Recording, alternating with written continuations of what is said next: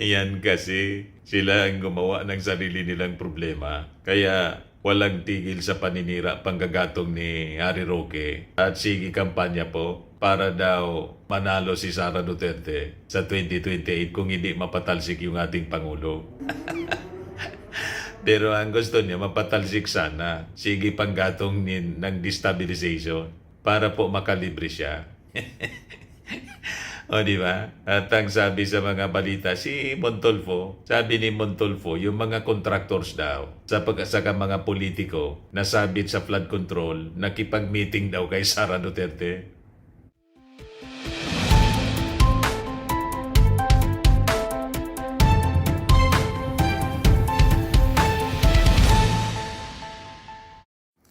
Hello po mga kababayan, si Dante Maravillas. Pinag-utos na mismo ng ating Pangulong Bongbong Marcos ang repatriation kay dating ako Bicol Party List Representative Saldico. Yan o. Kapapasok pa lang na balita. President Marcos Jr. orders agencies to request from Portugal the repatriation of fugitive ex-Congressman Saldico. Sabi po yan mga kababayan ni DILG Secretary John B. Crimolia. Yan o. Marcos 6 repatriation of Saldico from Portugal.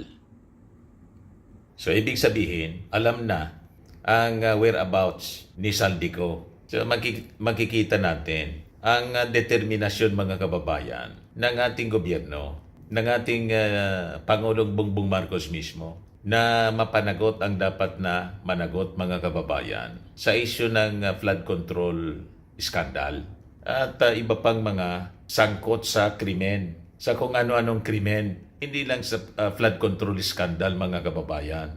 Ito po, pakinggan natin si John B. Crimolia. Nasa Portugal siya. Information namin ay meron siyang Portuguese passport out of an immigration clause na nilagay nila. Ang information namin ito ay 10 years old pero i-verify pa namin. Pero nagbigay na instruction sa President na formally mag-apply na kami ng extradition treaty sa kanila kahit wala pang formal extradition treaties between the two countries. Pero through the Interpol, magre-request na kami ng repatriation ni Saldico kung nasa Portugal talaga siya. We do not practice the extrajudicial means of acquiring jurisdiction over a person. So we will always go through the valuable, do the rational, legal, and acceptable ways of acquiring jurisdiction over a person. Malinaw na po. Seryoso po ang ating Pangulo, ang ating gobyerno na mapanagot yung mga sangkot sa kung ano-anong mga krimen, anomalya. Pati nga po siya, Pati nga po si Harry Roque. Yan si Harry Roque. Sabi ni John B. Crimolia, canceled na ang passport ni Harry Roque. So, it's only a matter of time na pababalikin na siya rito. Pasasaat, mapupusasan din po itong si Harry Roque. Kakalag ka rin siya, pabalik dito sa Pilipinas. At hindi lang pusas, kadena pa sa paa. Na may nakakabit na bulang bakal na may mga spikes. Grabe naman niya, Mr. Maravillas. Para yung panahon ng mga Romano. Yun ang nababagay po kay Atty. Harry Roque. Kasi sumobra yung kanya pong kabuktutan. Tingnan natin kung makapagsayaw-sayaw pa siya habang nakapusas po. Saka nakakadena yung paa na may nakakabit sa dulo, mga kababayan, na bulang bakal na may spike. Tingnan natin kung makapagsayaw-sayaw pa siya ng bangag, ngiwi, butod.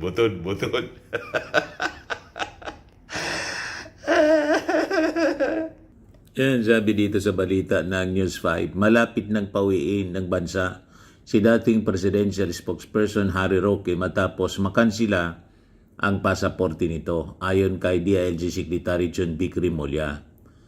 Naharap si Roque sa ilang reklamo kaugnay ng umano'y pagkakasangkot niya sa illegal na Philippine offshore gaming operators. Kinansila ng korte ang pasaporte ni Roque noong November pa, noong nakaraang taon.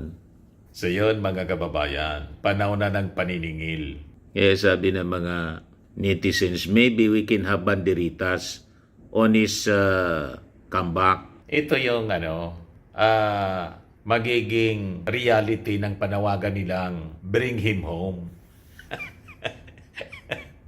Hindi man po ang uuwi si Digong. Iba niya, Mr. Maravillas, may panibagong petisyon. Yung abogado ni Digong for interim release, may bago na naman po na petisyon. Walang kadala-dala si Kaufman. Lahat ng petisyon niya po, denied. Ilan na? Mga 5 petisyon na po yung denied. Sige lang po si Kaufman ng kanyang mga recycled arguments. Laging denied po. Ngayon, yung bring him home na panawagan nila, ang tatamaan si Atty. Harry Roque, malapit na po na mangyari yung mitiin nila na bring him home. Yes, sabi po Digdi. Sabi po dito ni Amy Louie Komike, reckoning is at hand, Rocky. Sabi ni Janjan, welcome back, Peter Griffin. Sabi naman ng isang supporter nila, si Jason Imperua, bakit pa pauwiin? Di ba walang gumaganang justice system sa bansang ito? Patunay na walang justice system kasi sa banyaga nililitis ang kaso ni FRRD. Tapos pauwiin ang gulo ng gobyernong ito. Sino naman ang gustong pauwiin si Digong? Kayo lang naman ang gustong pauwiin si Digong. At saka si Digong, wala mang kaso dito sa Pilipinas. Kaya siya nandoon sa ICC kasi kinasuhan siya sa ICC. Walang nagkaso sa kanya rito sa Pilipinas. Si Roque ang kaso po dito sa Pilipinas. Kaya si Roque dapat bring him home. Si Digong dapat stay at The Hague sa ICC kasi yung kaso niya nandoon. Wala talaga kayo sa wala talaga kayo sa katinuan. At nagkiklaim na lang naman po na walang hustisya rito, kayo din. Diba? May hustisya rito sa Pilipinas. Only that, walang kaso si Digong. Ikinaso siya. At ang nagkaso, hindi man po yung gobyerno. Ang nagkaso po, mga pribadong complainant. Ito mga pribadong complainant, wala man na control. Walang control dito ang ating gobyerno. Tama po? Mapipigil ba natin yung mga mamamayang Filipino na inabuso during the previous administration? Hindi yun mapipigil. Yung mga complainants, walang tiwala sa hustisya rito. Yung mga complainants yun. Hindi man po kasama yung gobyerno sa complainant. Hindi man yung DOJ yung nag-file ng kaso kay Digong. Pribadong complainant, diniritso sa ICC. Yung grupo ng mga civil society, yung church, sila yung tumulong sa mga complainants. Sabi ni Divino de Guzman, sobrang yabang nito dati. Lahat ng pumupuna sa kanila may sagot. May sagot siya at parang sobrang lakas ng kapangyarihan nila. Nung nawala sila sa pwesto, isa-isang nakasuhan. Ang iba nagtatago na. Sabi ni Mami Joms, paano naman si Saldico? Nag-request na po ng repatriation sa Portugal. Nagre-request na po yung ating gobyerno at ipinag-utos mismo ng ating Pangulong Bongbong. Sabi ni Don Enrique Maurice, welcome the Queen of Mother Pogo, Mother of Pogo. Sabi ni Cervantes Jeff, road to Bilibid. Sabi ni Persios, prepare your wet packs cause it's going to ruins. Iyan kasi sila ang gumawa ng sarili nilang problema. Kaya walang tigil sa paninira panggagatong ni Harry Roque. At sige kampanya po para daw manalo si Sara Duterte sa 2028 kung hindi mapatalsik yung ating Pangulo. Pero ang gusto niya mapatalsik sana. Sige panggatong ng destabilization para po makalibre siya. O, di ba? At ang sabi sa mga balita, si Montolfo, sabi ni Montolfo, yung mga contractors daw, saka mga politiko, nasabit sa flood control, nakipag-meeting daw kay Sara Duterte. I mean, yung BCG boys daw, yung mga engineers ng DPWH pala. Ayan Montolfo, BCG Boys, nagipag-ugnayan kay BP Sara para sa game plan. Nagipag-usap ang mga abogado raw ng BCG Boys sa kampo ni Sara Duterte na maaring ma-impeach next month. Ang pag-asa nila ay ma-acquit si Sara sa Senado, acting as impeachment court at maging presidente ng bansa sa 2028. You see, yun ang sabi ni Montolfo sa kanyang post, mga kababayan. Malabo po. Baka po matuluyan na ma-impeach si Sara Duterte. Kasi sa latest na pahayag po niya, ni Tito Sen. Yan Soto says to act forthwith on possible impeachment versus Marcos Duterte. Pati sa ating Pangulong Bongbong Marcos, sabi ni Yossi Castro, ready niya ang ating Pangulo. Yan, kung lumusod sa Kongreso, siyempre obligado to act forthwith yung Senado. Hindi tulad ng nangyari sa 19 Congress, mga kababayan, sa Senado, na-archive, mga kababayan, yung in-archive ng mga kaalyado ni Sara, yung mga Duterte senators, mga kababayan. Pero sabi ni Tito Sen, sa kanyang leadership bilang Senate President, they will act forthwith. Sa impeachment, sa alimbawa may mag-file din sa ating Pangulo, saka sigurado na kay Sara Duterte.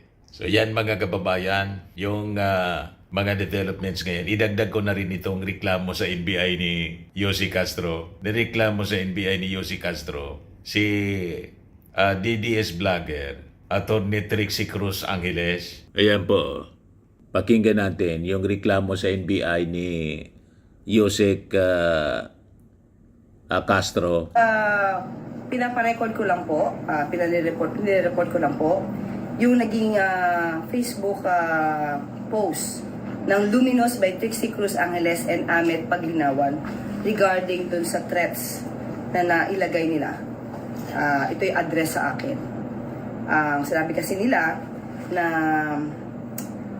kapag nilaglag ka ng humans mo, appendix at coccyx mo lang ang walang latay, resulta ng mga pinagagawa mo.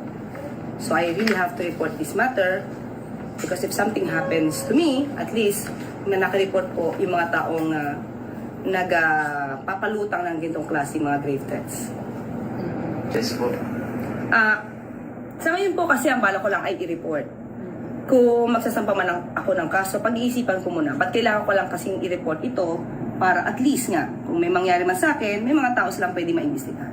How do you feel now, ma'am, after seeing yung post po? At the time, of course, natakot ka. Kasi hindi ko naman sanay sa death threats eh. Pero kasi sabihin na appendix mo lang ang walang latay, iba ang ibig sabihin nun. Meron itong pagbabanta sa iyong buhay. So yun yung naramdaman ko. At up to now, yun pa rin yung nararamdaman ko, kaya kailangan ko na mag-report. Ma'am, kailan po yung post na yan? January 2. Nandiyan pa din po ba? O... Nandyan pa rin po. Ma'am, ano po yung mensahe niyo po sa kanila? Sa atin lang naman, kung sinasabi nila may freedom of expression sila. Lahat naman tayo dito ay dapat na ma-exercise ang ating freedom of expression. At hindi kinakailangan na kung ikaw man ay nag-o-oppose sa sinabi ng isang tao, ikaw ay magbabanta na sa buhay niya. Hindi po nadadaan ang anumang diskurso sa pagbabanta sa buhay, yung pagiging bayolente. Huwag nilang gayahin ang mga idolo nila. Prior to this post, meron po bang may previous na post towards you? Wala akong napansin. Ito lang kasi yung nakita ko. Kung meron man before, hahalungkatin ko. Yan kasi ang style nila. Mahilig sila sa pananakot, physical harm. Imagine, appendix lang ang walang latay. So ang kaulugan, malinaw. Gusto nilang manakit. Hindi lang simpleng pananakit. Imagine, appendix lang ang walang latay.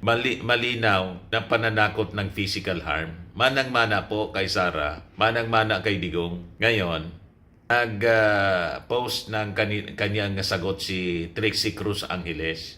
Ayan po. Statement. Ang tawag niya daw sa report sa NBI ni Jose Castro, an attempt to suppress speech and expression that is critical of the Marcos administration. Ms. Castro has been called many things in other posts, in other platforms, yet she never felt compelled to report any of them to the NBI. The writers on this page, however, have written many times about the failing of the current administration with Attorney Trixie Cruz Angeles, even speaking out in public fora. Ang sabi niya, hindi man daw pananakot yung ginawa niya. Tapos binaliktad pa niya, sabi niya, as a prominent government official, she has at her disposal the might of the state forces to weigh in on her personal complaints. And she is clearly not too shy to use it. And on such basis as persuasive as her absolute sole interpretation of a post, the context for which she could have asked for very easily. By making this report and publicizing it to the full extent that the resources of PCO can, she intends an unmistakable chilling effect on others who post their opinions and criticism of public officials in the exercise of their official functions on social media. No surprise there. She is the very reason why our Constitution protects the free speech and expression. Binabaliktad pa na itong ginawa daw na pag-report ni Jose Castro sa NBI, may chilling effect daw sa kanila na nag-exercise lang ng freedom of expression. Kayo yung nananakot, malinaw na nananakot, kaya nga po, nagpa-blatter sa NBI si Jose Castro. Kasi, imagine sabihin mo na appendix lang yung walang latay. Anong ibig sabihin nun? Di ba malinaw na pananakit? Planong pananakit? Physical harm ang ibig sabihin nun? Appendix lang yung walang latay. Napakahilig ninyong manakot. Pagkatapos, pag nireport kayo, babalik rin kayo na kayo na yung tinatakot. Yan ang ibig niyang sabihin. Talagang may mga diferensya itong mga taong ito. But anyway, mga kababayan, yan man lang po, pinablatter lang, nagpasiguro, nag-report sa NBI na si Jose Castro. Ako po si Dante Maravillas. Bye-bye po. God bless.